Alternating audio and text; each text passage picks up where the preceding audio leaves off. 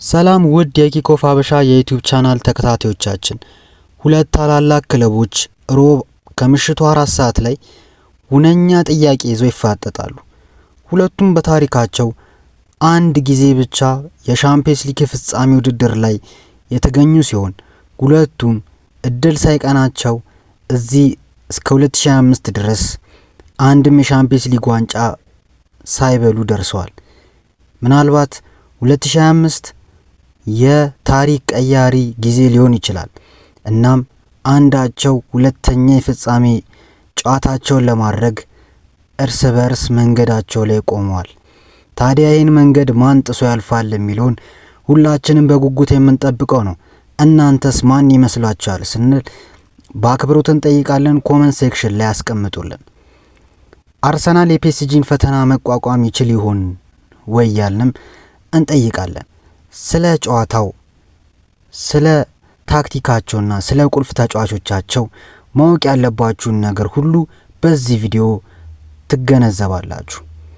በዛሬ ቪዲዮ የቡድኖቹን ወቅታዊ አቋም እንተነትናለን። ቁልፍ ተጫዋቾችን አብረን እንመለከታለን። እንዲሁም የታክቲክ ጦርነታቸውን እንቃኛለን። እናም የራሳችንን ግምት ደግሞ በክብር እናስቀምጣለን። እስከዛው ድረስ እናንተም ቪዲዮን ሰብስክራይብ፣ ቻናሉን ሰብስክራይብ፣ ቪዲዮ ላይክ እንዲሁም ሼር በማድረግ አብረውን ይቆዩ። ሐሳብ አስተያየታችሁን ኮሜንት ሴክሽን ላይ አስቀምጡልን። በቡድኖቹ ወቅታዊ አቋም ስንጀምር አርሰናል ከቼልሲ ጀምሮ ባደረገው ያለፉት 8 ጨዋታዎች 5ቱን አሸንፎ 3ቱን አቻ ወጥቷል። ከዚህም ውስጥ ሪያል ማድሪድን ደርሶ መልስ የገረፈበት ጨዋታ ሁነኛው ተደርጎ ይጠቀሳል።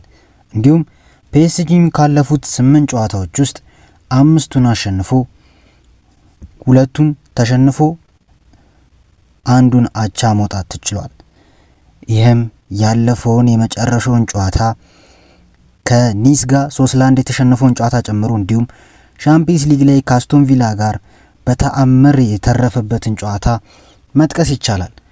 ሁለቱ ክለቦች ከዚህ በፊት 4 ጊዜ የተገናኙ ሲሆን ሁለቴ አርሰናል ሲያሸንፍ 2ቴ ደግሞ አቻ ነው መውጣት ይቻላል። በዚህም አርሰናል ፒኤስጂ ላይ የበላይነት ማሳየት ችሏል። አሁን ወደ ቡድኖቹ ወቅታዊ አቋም ማለፍ እንችላለን። አርሰናል ከፒኤስጂ ከሚያደርገው ጨዋታ በፊት የመጨረሻ 2 ጨዋታዎችን መጥቀስ ይጠበቅብናል። በሁለቱም ክለቦች በኩል ያለፉትን 8 ጨዋታዎች ጠቅሰናል። ነገር ግን ከሻምፒየንስ ሊግ የመጨረሻ ጨዋታቸውና ከሊጋቸው የመጨረሻ ጨዋታቸውን አብረን እንመለከታለን። አርሰናል ከሪያል ማድሪድ ካደረጉት የመጨረሻ የፕሪሚየር ሊግ ጨዋታቸው ስንነሳ 2-1 ባሸነፉበት ጨዋታ ላይ ቡካዮ ሳካና ገብርኤል ማርቲኔሊ ባገቡበት ጨዋታ ላይ ሚኬል ሜሪኖ 2 ግሩም አሲስቶችን ባደረገበት ጨዋታ ላይ አርሰናል ይዞት የገባውን አሰላለፍ እንመልከት። ዴቪድ ራያ እንደተጠበቀው ሆኖ ሉዊስ ስኬሊ፣ ጃኮብ ኪቪዮር፣ ዊሊያም ሳሊባ፣ ጁሊያን ቲምበር፣ ዴክላን ራይስ፣ ቶማስ ፓርቴ እንዲሁም ማርቲን ኦዴጋርድ ሲኖሩ በማጥቃቱ ክፍል ደግሞ ጋብርኤል ማርቲኔሊ፣ ሚኬል ሜሪኖ፣ ቡካዮ ሳካ ተቀምጠዋል። እዚህ ጋር የጃኮብ ኪቪዮርን የመናቅ ስሜት ማንም ሰው ሊረዳው አልቻለም ነበር። ብዙ ሰው ተጠራጥሮት የነበረ ተጫዋች ነው። ነገር ግን ራሱን እዚህ ጨዋታ ላይ እንዴት አብስሎ ራሱን እንዴት እሳት ውስጥ ፈተና ውስጥ ከቶ እንዴት ብረት ሆኖ ሊወጣ እንደቻለ የተመለከትንበት ጨዋታ ነበር ተብሎ ይጠቀሳል። እንደኔም ሐሳብ ነው። ታዲያ በዚህ ጨዋታ አርሰናል ኳሱን ለሪያል ማድሪድ የሰጠ ቢመስልም በ64% ፖዚሽን ለሪያል ማድሪድ አሳልፎ የሰጠ ቢሆንም በ36% ፖዚሽን አርሰናል ኳሱን መቆጣጠር ቢችልም ነገር ግን በማሸነፍ ጨዋታውን አሸንፎ በማለፍ ረገድ አርሰናል የተሻለ ሆኖ ተገኝቷል። 18 ሙከራ ሪያል ማድሪድ ሲሞክር 12 ሙከራ አርሰናል ሞከረ። እንዲሁም 233 ፓሶችን አርሰናል ማድረግ ሲችል 431 ፓሶችን ሪያል ማድሪድ አደረገ። እንዴት ነው እንደዚህ አርሰናል በሪያል ማድሪድ ቁጥራዊ ብልጫ ሊወሰድበት የቻለው ብላችሁ የምታስቡ ከሆነ አርሰናል 3-0 ያሸነፈውን ውጤት አስጠብቆ መውጣት ነው የነበረበት። እንደምናውቀው ሪያል ማድሪድ ውጤት ለመገልበጥ የሚቃጣው ቡድን እንደሆነ ሁላችንም የምንገነዘበው ነገር ነው። ታዲያ እንደዚህ አይነትን ቲም እንደዚህ አይነትን ክለብ በምን መንገድ ትከላከለዋለህ? የምታገኛቸውን እድሎች ለመጠቀም በካውንተር አታክ መሄድ፣ እንዲሁም ያ ክለብ አንተን ሊያጠቃ በሚመጣበት ሰዓት ሁነኛ በሆነ መልኩ በመከላከል የዛን ክለብ እቅድ ማፍረስ ትችላለህ። ለዛም ነው ሪያል ማድሪድ ካምባክ ማሳየት ያልቻለበት ዋነኛው ምክንያት። ታዲያ በጨዋታው አርሰናል ካደረጋቸው 12 ሹቶች 6ቱን ታርጌት ሲሆኑ ይህም 50% ኦን ታርጌት የመሆን ንጻሬ ነበረው። ነገር ግን በሪያል ማድሪድ በኩል 18 ሹቶች ውስጥ 3 ኦን ታርጌት ብቻ ነው የተደረጉት። ይህም ምን ያክል አርሰናል ሲከላከል እንደነበር ማሳያ ነው። በጨዋታው ኮከብ ከነበሩት ተጫዋቾች ውስጥ 2 ተጫዋቾችን ለመጥቀስ ያክል ሚኬል ሜሪኖ እና ቶማስ ፓርቲን መጥቀስ ግድ ይለናል። ምክንያቱም ሚኬል ሜሪኖ ምን ሲያስመለክተን እንደነበር ሁላችንም ያየነው ነገር ነው። በጨዋታው በተለይ ሁለተኛው አሲስት ላይ አሲስት ያደረገበት መንገድ በጣም የሚደነቅ ነው። ለቡካዮ ሳካ አሲስት ያደረገበት መንገድ በጣም የሚደነቅ ነው። ይህ ተጫዋች 8 ቁጥርም እንዲሁም ደግሞ ፎልስ ናይንም እንዲሁም ደግሞ ስትራይከርም መሆን እንደሚችል ያስመለከተበት ጨዋታ ነው ብዬ አስባለሁ።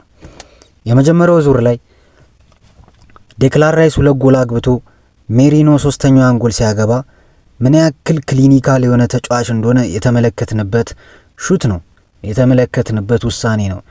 በዚህኛው ጨዋታ ደግሞ ምን ያክል አማካኝ ፈጣሪ መሆን እንደሚችልም ያስመለከተን ጨዋታ ነበረ።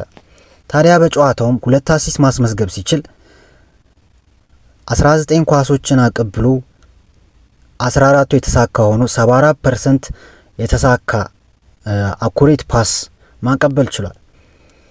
እንዲሁም 2 ቁልፍ ኳሶችን ሲያቀብል 2 ደግሞ ትላልቅ የግብ ዕድሎችን ፈጥሯል። ታዲያ እነዚህ የፈጠራቸው የግብ ዕድሎች ጎል ሆነው ለሱም አሲስት ሆነውለት አልፈዋል። ቀጣዩ ቶማስ ፓርቴ ነው። ቶማስ ፓርቴ እዚህ ጋር ለማንሳት ያክል 21 ግንኙነቶች ውስጥ ከ21 ፓሶች ውስጥ 21ዱንም በማሳካት 100% ኳስ የማቀበል ስኬት ነበረው። አንድ ቁልፍ ኳስም ማቀበል ችሏል። እና ይሄ ተጫዋች ምን ያክል ድንቅ ብቃት እንደነበረው ማሳያ ነው። እንዲሁም 100% የተሳካ ድሪብልም አድርጓል። ከ7ቱ የመሬት ላይ ግንኙነቶች 4ቱንም አሸንፏል። ይህም ምን ያክል ጥሩ እንደሆነ ማሳያ ነው። ቀጣይ መመልከት ያለብን ጨዋታ ከክሪስታል ፓላስ ያደረጉትን ጨዋታ ነው። እዚህ ጋር በጣም ብዙ ጥያቄዎች ተነስቷል። በተለይ ሚኬል አርቴታ ላይ እንዴት ነው ሮብ ከባድ ጨዋታ የክለቡ በታሪኩ ከባድ ከሚላቸው ጨዋታዎች ውስጥ አንዱ የሆነው ፒኤስጂን እንደሚገጥም እየታወቀ እንዴት ቋሚ 11ዱን ተጫዋች ይጠቀማል ሲል ነው ብዙ ሰዎች ሚኬል አርቴታ ላይ ቅሬታ ያቀረቡት። ይህም ቅድም ከጠቀስኩላችሁ ተጫዋቾች ውስጥ ትሮሳርድ እና ራያም ስተርሊንግ ብቻ ናቸው ተቀይረው እዚህ ቡድን ላይ የገቡት። ሚኬል ሜሪኖ እና ቡካዮ ሳካ ብቻ ናቸው ተቀይረው የወጡት ማለት ነው። ይህም አርቴታ ላይ ጥያቄ ያስነሳ ጉዳይ ነበር። ታዲያ በጨዋታው ምንም እንኳን አርሰናል 2 አቻ ቢወጣም እንዲሁም ባለቀ ሰዓትም ለመሸነፍም ጫፍ ላይ ቢደርስም በግላቸው ግን ጥሩ እንቅስቃሴ ያሳለፉ ተጫዋቾች ነበሩ። ከዛ በፊት ግን ሌሎች ነገሮችን ለመጥቀስ አርሰናል 15 ሹት ሲሞክር አርሰናል 12 ሹት ሲሞክር ክሪስታል ፓላስ 15 ነው የሞከረው። እንዲሁም አርሰናል 711 ቅብብሎችን ሲያደርግ ክሪስታል ፓላስ 328 ቅብብሎችን ነው ማድረግ የቻለው። ይህም አርሰናል ምን ያህል የፖዚሽን ቲም እንደሆነ የሚያስመለክተን ቁጥር ነው። ታዲያ አርሰናል ከሞከረው 12 ሹት ውስጥ አሁንም 6ቱ ኦን ታርጌት ናቸው። ፓላስ ከሞከረው 15 ውስጥ 4ቱ ኦን ታርጌት ናቸው። ይህም ምን ያክል አርሰናል ሞር ክሊኒካል እንደሆኑ ሹት ባበዛ ሳይሆን ኦን ታርጌቱን ባበዛ ነው የሚል አይነት አይዲዮሎጂ እንዳላቸው የሚያሳብቁበት ጨዋታ ነው። ታዲያ ጨዋታው ላይ ኮከብ ተጫዋቾች ተብሎ ከተሰየሙት ውስጥ አንደኛው ጃኮብ ኪቪዮር ነው። ይህ ተጫዋች የሪያል ማድሪዱ ጨዋታ ከሪያል ማድሪዱ ሁለተኛው ዙር የመልስ ጨዋታ በኋላ ጀምሮ ራሱን ማንነቱን እያሳየ ያለ ተጫዋች ቢኖር ጃኮብ ኪቪዮር ነው። ታዲያ በጨዋታው 6 ክሊራንሶችን 6 ኳሶችን ማጥራት ሲችል 2 ኳሶችን ብሎክ ማድረግ ሲችል 135 ኳሶችን ነክቶ 120 ኳሶችን ለማቀበል ሞክሮ 115 ኳሶች የተሳካ ሆኖ አልፎለት 96% የማቀበል የተሳካ የማቀበል ቁጥር ነበር ያስመዘገበው። እንዲሁም 100% የመሬት ላይ ግንኙነቶችን አሸንፎ ነበር። ይህም ለአንድ ተከላካይ የጋብሪኤል ማጋሊሽ ለሚያሳስበው ለአርሰናል ደጋፊ ጃኮብ ኪቪዮር ምን ያክል እየበሰለ ያለ ድንቅ ተከላካይ እንደሆነ የተመለከትንበት ጨዋታ ነው ማለት ይቻላል። ወደ ፒኤስጂ እናምራ። ፒኤስጂ የመጨረሻውን የሻምፒየንስ ሊግ ጨዋታቸውን ከአስቶን ቪላ ጋር በአስቶን ቪላ ሜዳ በቪላ ፓርክ በርሚንጋም ድረስ ሄደው በተፋለሙበት ጨዋታ ላይ ፈጣሪ ሲያወጣቸው 3-2 ተሸነፉ። ፈጣሪ ሲያወጣቸው ፈጣሪ ብቻ አይደለም ዶናሩማም ሲያወጣቸው ነው 3-2 የተሸነፉት እንጂ ይሄኔ ሌላ ታሪክ ቁጭ ብለን እያወራን ነበር። እዚህ ጋር ርዕሱ አጓጉታቸው የመጣችሁበት ርዕስም ተቀይሮ ስለ ቪላ እያወራን ልንገኝ እንችል ነበር። ታዲያ በጨዋታውም አሁንም ድንቅ ብቃትን ያስመለከቱ ሌሎች የግል ተጫዋቾች አሉ። ቡድኑ እንደ ቡድን ጥሩ ብቃት ያላስመለከተበት ሁኔታ ነበር። ምንም እንኳን 66% ኳስ ለመቆጣጠር ቢሞክርም አስቶን ቪላ 34% ቢይዝም 17 ሹት ነው አስቶን ቪላ ያደረገው። ፒኤስጂ 14 ሹት ነው ያደረገው። እንደገና 611 የኳስ ቅብብሎችን ሲያደርግ ፒኤስጂ አስቶን ቪላ 301 የኳስ ቅብብሎችን ነው ማድረግ ይቻላል። ታዲያ ከነዚህ 14 ሹቶች ውስጥ 7ቱ ኦን ታርጌት ነበሩ በፒኤስጂ በኩል። በአስቶን ቪላ በኩል ከ17ቱ ሹቶች ውስጥ 9ኙ ኦን ታርጌት ነበሩ። ይህም ምን ያክል አስቶን ቪላ ተገዳድሮት ፒኤስጂን ከውድድሩ ለማሰናበት ጫፍ ላይ እንዴት ደርሶ እንደነበር የተመለከትንበት ሁኔታ ነው የነበረው። ታዲያ ፒኤስጂ ይህንንም ፈተና በሚገባ መልኩ አለፈ። ቀጣይ ከኒስ ተጫወተ። ቀጣይ ስላችሁ ከአስቶን ቪላ ቀጥሎ ሳይሆን የሊጉ የመጨረሻውን ጨዋታ አሁን የቅርቡ የመጨረሻውን ጨዋታ በኒስ 3-1 በሆነ ውጤት ተሸነፉ።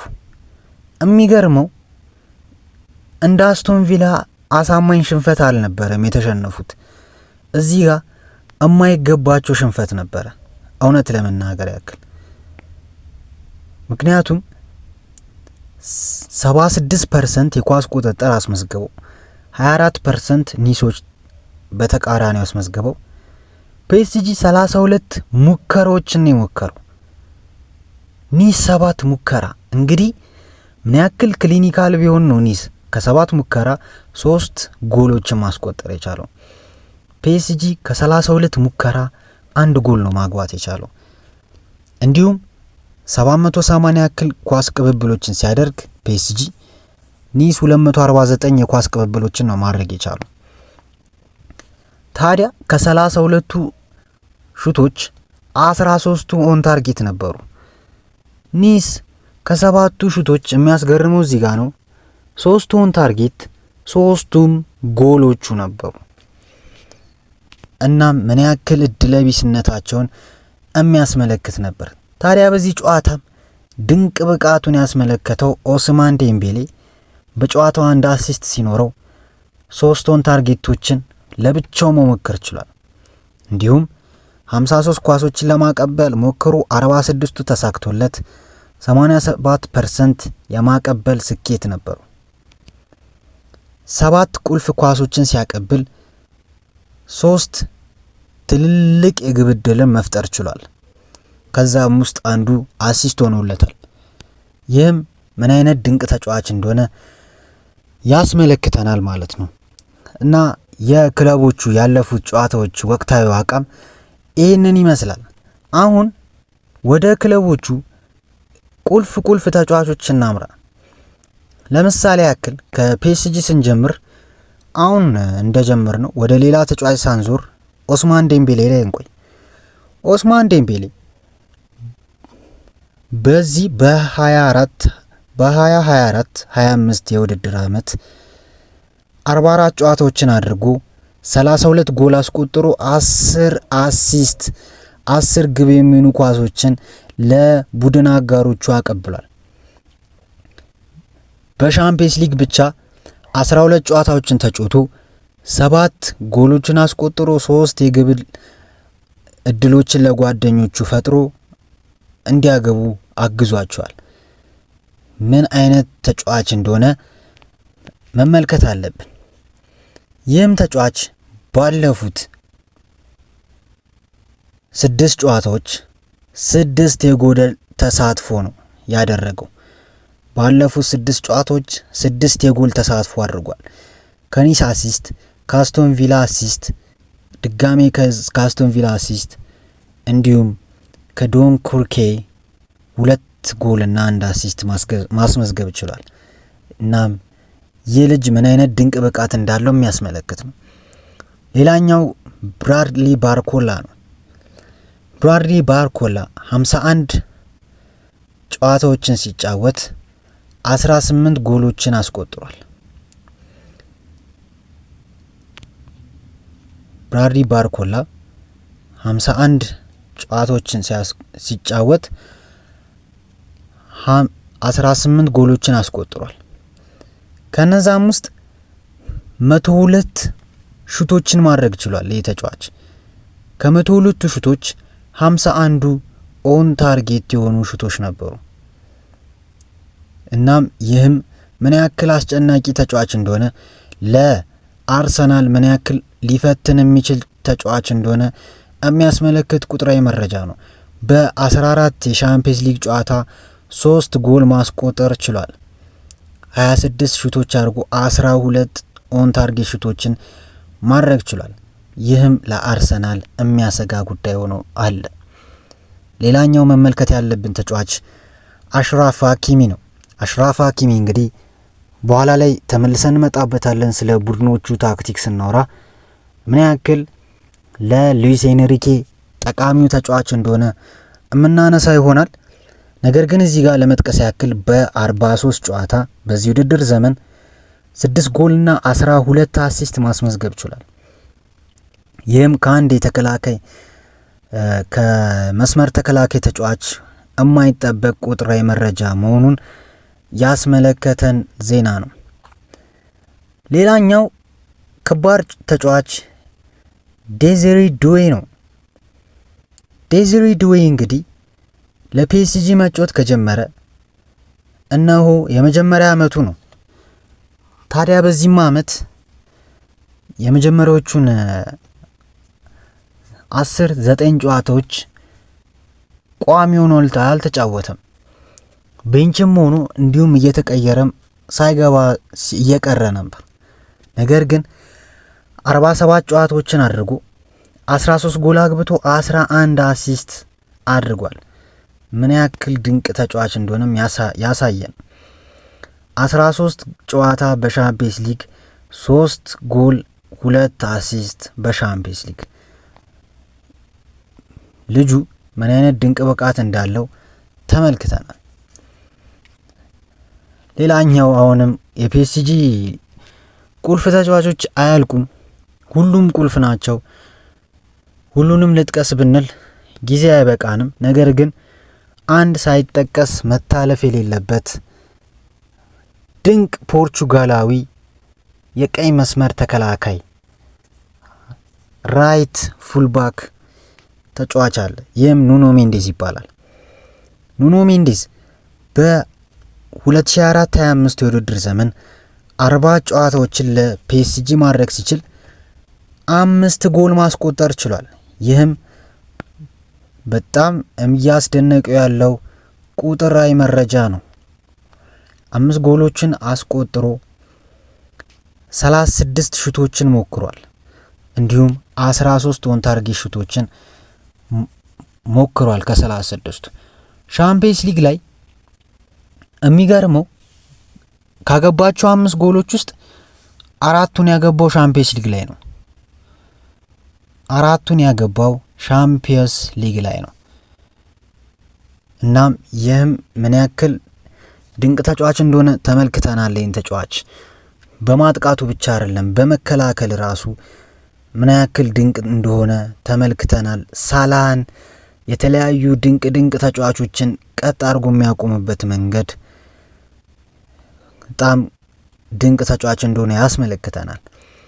ወደ አርሰናል ስናመራ የዚህ የኑኖ ሜንዴዝ አንደኛው ተገዳዳሪ ሆኖ የሚቀርበው ቡካዮ ሳካ ነው።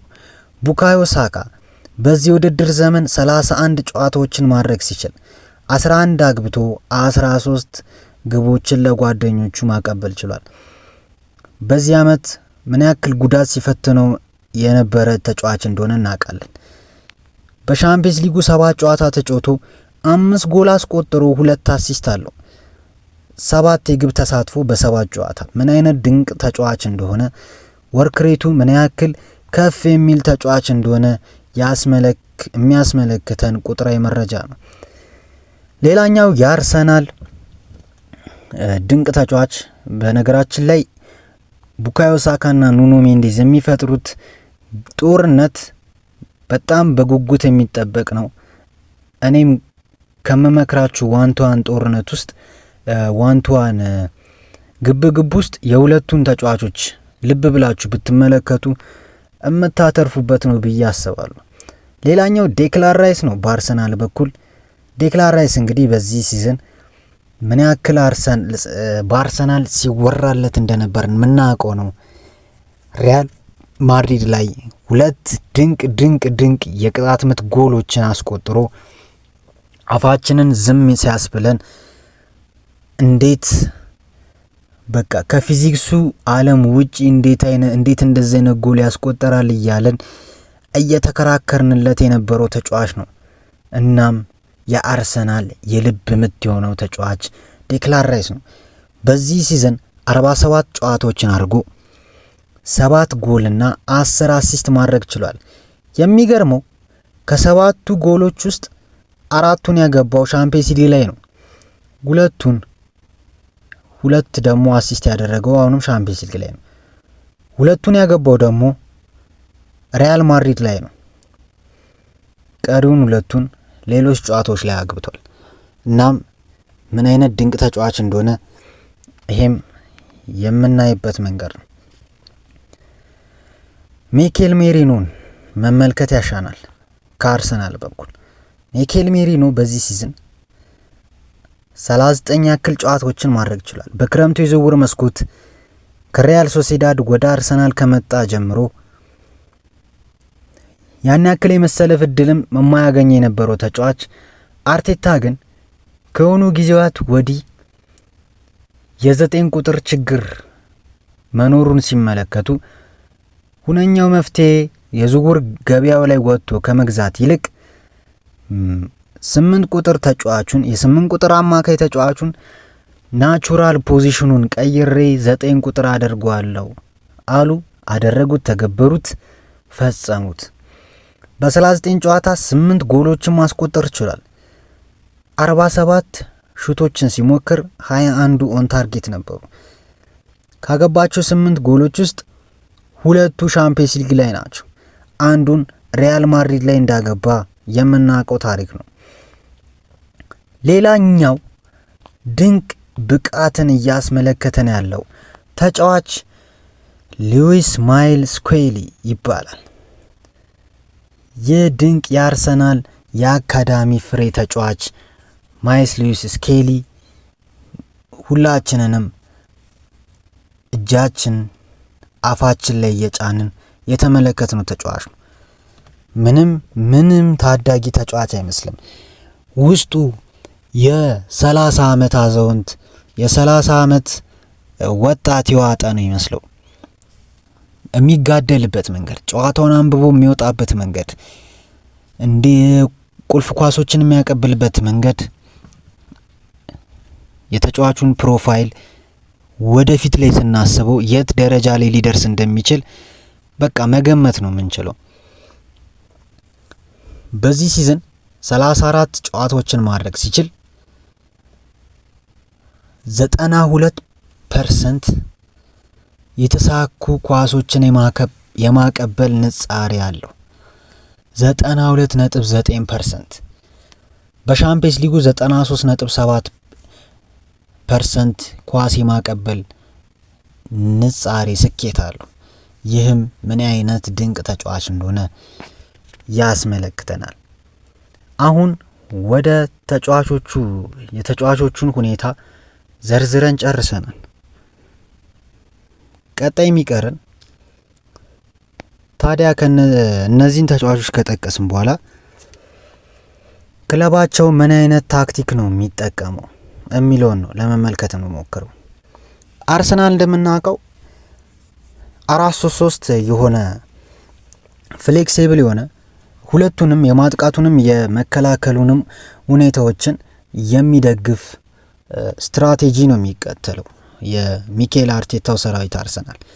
ታዲያ አንዳንዴም እንደ ተጋጣሚዎቹ ኮንቴክስት 4-2-3-1ም ሊያደርገው ይችላል። ይህም ተጨማሪ የአማካይ ተጫዋቾችን ወደ ሜዳው ይስብለታል ማለት ነው። ታዲያ ያጫወት ስታይሉን ስንመለከት አንደኛው ፖዚሽናል ፕሌይ ነው። አርቴታ ፖዚሽናል ፕሌይን ከሚጫወቱ አሰልጣኞች ውስጥ አንዱ ነው። ተጫዋቾች የተሰጣቸውን ቦታ በአግባቡ መጠቀም እንዲችሉ አድርጎ ይሰራባቸዋል። እንዲሁም ደግሞ የመከላከል አቅማቸውን በአግባቡ መወጣት እንዲችሉ አድርጎ ነው የሚያጫወታቸው። በተለይ ለመመልከት ያክል የጠቀስነው ሉዊስ ስኬሊ የመከላከልም ብቃቱ እንዲሁም ደግሞ ቦታውንም በሚገባ የመሸፈን ብቃቱ ምን ያክል ጥሩ እንደሆነ ተመልክተናል።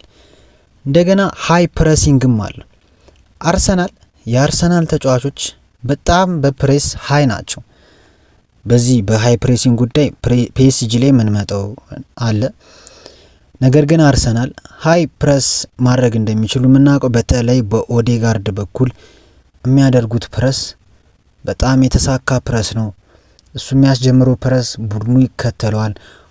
እንደ ራይስ ያሉት ይከተሉታል፣ እንደ ሳካ ያሉት ፕሬስ በማድረግ ይከተሉታል። እናም ምን ያክል ቡድኖችን አስጨንቆ ኳስ መቀበል እንደሚፈልግ የሚያሳየን የጨዋታ ፊሎዞፊ ነው ያላቸው።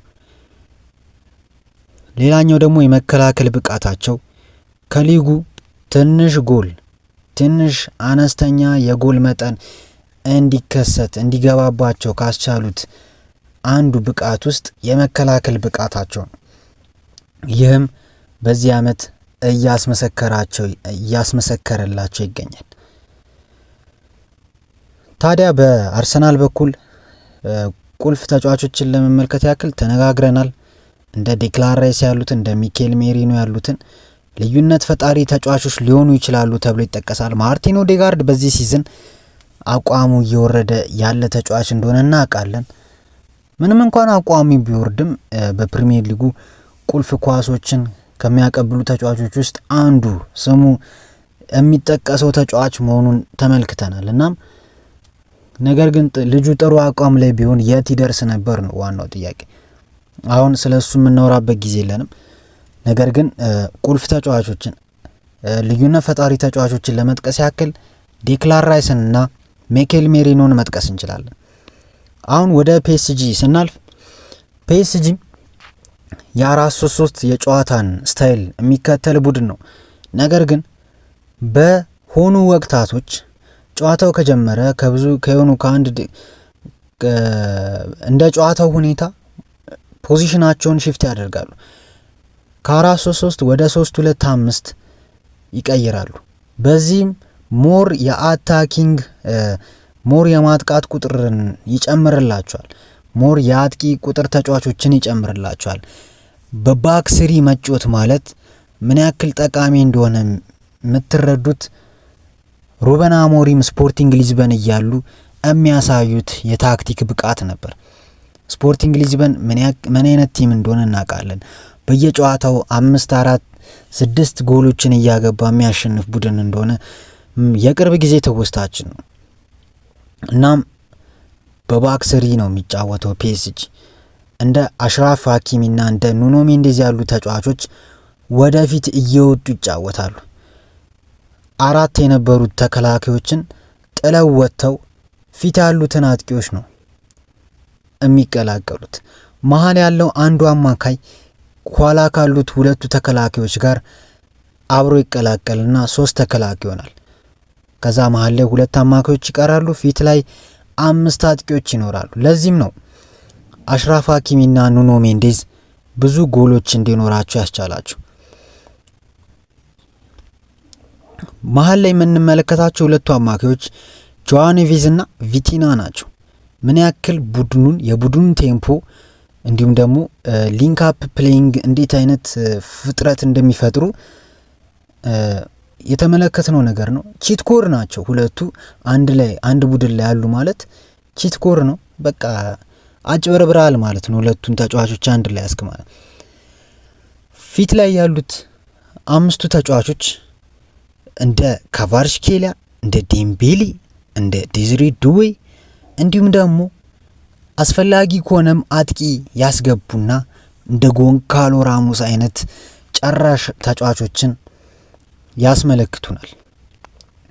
ታዲያ የፒኤስጂ የታክቲክ ብቃት ይሄ ነው፣ የፎርሜሽን አጨዋወት ስታይል። ነገር ግን በፖዚሽናል ፕሌይ ስናይ ሞር ከአርሰናል ጋር የሚመሳሰል ሁኔታ አላቸው። ተጫዋቾች በራሳቸው ሚና እንዲጫወቱ ሞር የሚፈቅድ ታክቲክ ነው ያለው ሉዊስ ኤንሪኬ።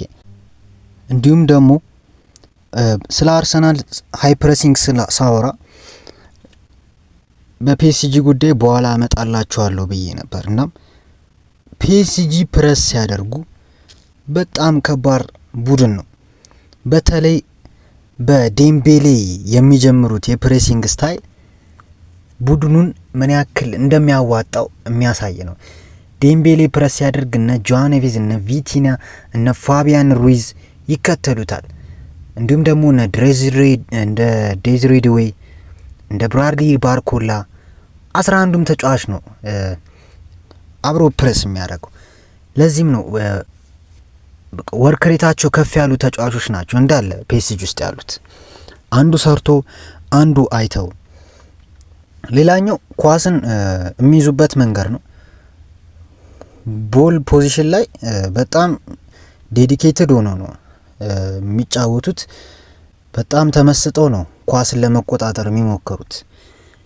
እንዲሁም ቅድምን ለመጥቀስ እንደሞከር ነው ምን ያክል ፒኤስጂ የግብ ዕድሎችን መፍጠር እንደሚፈልግ ተመልክተናል። በአንድ ጨዋታ 30-20 ምናምን ሙከራዎች ነው የሚሞክረው። ይህም ምን ያክል ሞካሪ ቲምና የሚሞክር ቲም ደግሞ ምን ያክል ጎሎችን ማስቆጠር እንደሚችል የተመለከትንበት ጨዋታ ነው። ታዲያ በእነዚህ ውስጥ ሻምፒየንስ ሊግ ላይ እንዴት ሊጠቅማቸው እንዳልቻለ ተመልክተናል። አብዛኛው የአውሮፓን ክለቦችን እንዴት ደምስሰው እንዳለፉ፣ በተለይ ሊቨርፑልን አሸንፎ ያለፉበት መንገድ የሚጠቀስ ነው። እንዲሁም ደግሞ ሊጋቸው ውስጥ ደግሞ እያሳዩ ያሉት የበላይነትም የሚጠቀስ ነገር ነው። ታዲያ ኤኑላስ ከተናገርን ጨዋታው ስታይል ምን ሊሆን ይችላል የሚለውን ለመነጋገር ያክል ፒኤስጂ ሞር ዶሚናንት ሊሆን የሚችልበት ሁኔታ አለ። ምክንያቱም አርሰናል ጨዋታውን ማሸነፍ የሚፈልግ ከሆነ ለፒኤስጂ ኳሱን መልቀቅ የለበትም። ምክንያቱም ፒኤስጂ ሞር የፖዚሽናል ቲም እንደሆነ እናውቃለን። እንዲሁም ደግሞ የካውንተር አታክም ቲም ነው። አይታወቅም እንዴት መቆጣጠር እንደሚችሉት። ብቻ ኳሱን ግን ሆልድ አድርገው መጫወት የሚችሉ ከሆነና ለሚመጣባቸው ጥቃት አጸፋዊ ምላሽ መስጠት የሚችሉ ከሆነ አርሰናል ወደ ቀጣዩ ዙር አይደለም ወደ ፍጻሜም ማለፍ ይችላሉ። ፍጻሜ ላይም ዋንጫውንም ማሰብ የሚችሉበት ሁኔታ ይፈጠራል። ነገር ግን ፒኤስጂ የሁላ ነገር ሲፈጠር ጸጥ ብሎ የሚያይ ክለብ አይደለም። ፒኤስጂ ከባድ ቡድን ነው፣ እንደተነጋገር ነው። ብዙ የግብ ዕድሎችን ፈጥሮ መጫወት የሚፈልግ ቲም ነው።